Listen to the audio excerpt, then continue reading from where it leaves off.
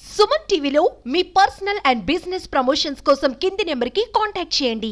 దేశవ్యాప్తంగా సంచలనం సృష్టించిన కోల్కతా వైద్యురాలి హత్యాచారం కేసులో దర్యాప్తు ముమ్మరంగా సాగుతోంది. తాజాగా కేసు మరో మలుపు తిరిగింది. ఆర్జీకర్ మాజీ ప్రిన్సిపల్ సందీప్ ఘోష్ ని సిబిఐ అరెస్టు చేసింది. సందీప్ ఘోష్ తో పాటు Tala area police station AHO Abhijit మండల్ను అరెస్టు చేసింది. ఎఫ్ఐఆర్ నమోదులో జాప్యం చేయడంతో పాటు సాక్ష్యాలను మాయం చేశారనే అభియోగాలను వారిద్దరిపై నమోదు చేయడం జరిగింది. అయితే వాస్తవానికి ఇటీవలే ఓసారి సందీప్ ఘోష్ ను సిబిఐ అరెస్టు చేసింది. అయితే కాలేజ్లో ఆర్థిక అవకతవకలకు పాల్పడ్డారనే అభియోగాలను అప్పట్లో నమోదు చేసింది. ఈ నెల 23వ తేదీ వరకు సందీప్ కు కోర్టు జ్యుడిషియల్ కస్టడీని విధించింది.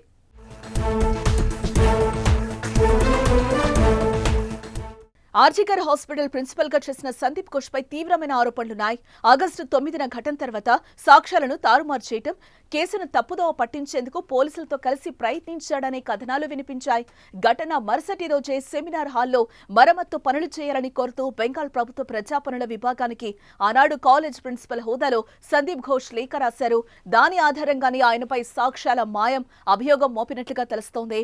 అలాగే నిందితుడితో కూడా ఈయనకు సంబంధాలు ఉన్నాయనే ఆరోపణలు సంచలనంగా మారాయి. ఇప్పుడు కేసు విచారణపై నివేదికను ఈ నెల 17లోగా సమర్పించమని సిబిఐని గత నెలలో కోల్కతా హైకోర్టు ఆదేశించడం జరిగింది. అయితే మరో 2 రోజుల్లో సమర్పించాల్సి ఉండగా ఇంతలోనే అతడిపై అభియోగాలు మోపి అరెస్టు చేయడం ఇప్పుడు చర్చనీయాంశమైంది.